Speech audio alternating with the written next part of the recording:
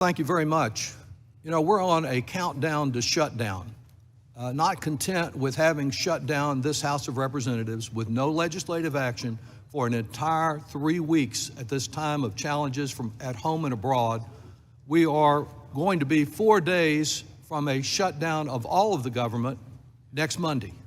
We could be acting on this today instead of this nonsense, tomorrow, Thursday, Friday, but no, Speaker Johnson and these Republicans have decided to delay it until the very eve of the shutdown and are expecting to resolve with the Senate all differences on some bill they have not laid out until at the earliest Monday and maybe Tuesday, Wednesday, or Thursday of next week. And so instead of dealing with that crisis, what we're dealing with today is wokeness. Now, they don't, as the hearing notice says, they don't really know what it means to be woke, but it sounds a little black, and it really appeals to the white nationalists that support, as part of the coalition that support Republicans, people that object to those who might be adopting policies to overcome historic injustices to people of color. Well, before it's too late, I think we need the Republicans to get woke and to wake up to reality. And that reality concerns the dangers of a government shutdown, the harm it will cause, and it also relates to the outrageous interference that is being proposed here today, just as it has across the country, in basic business decisions of responsible corporations. And I'll ask unanimous consent, Mr. Chairman, to include in our record the 2023 State House report, Right-Wing Attacks on the Freedom to Invest Responsibly Falter in Legislatures, and another paper from Wharton, Gas, Guns, and Government's Financial Cost of Anti-ESG Policies. Without objection, so ordered.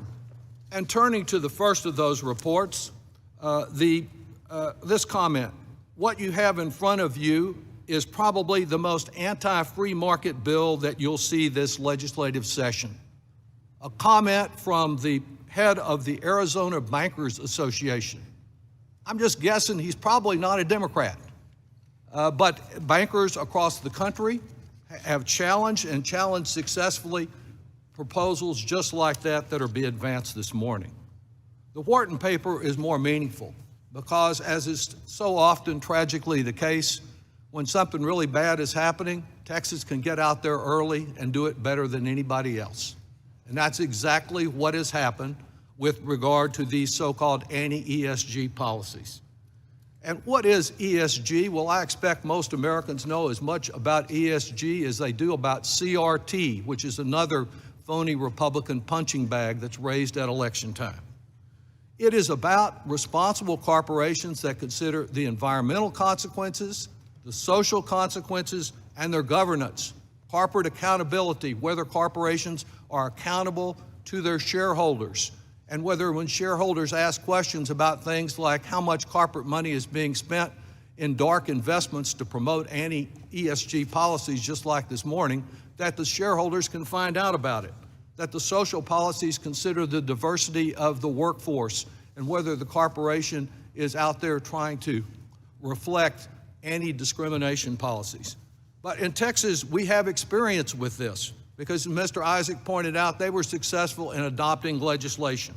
And what was the effect of that legislation? As reported in this paper, a study, an objective study by one of the board members of the Federal Reserve and a finance professor at Wharton.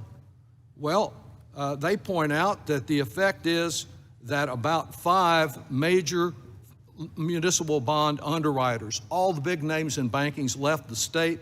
Texas issuers will incur $300 to $500 million in additional interest on the first 8 months after enactment of the bill. And if this same process continues, it will cost Texans about $416 million a year in additional borrowing costs. That's the kind of freedom that is being proposed here today. These policies, this interference with business and basic responsible decisions doesn't protect retirement funds, it costs retirees and local governments. All of this from a group that has gone from denying climate change to obstructing efforts to address climate change and now to trying to reverse action for responsible protection against the overheating of our planet which any sensible person can see going on around them every day. I yield back.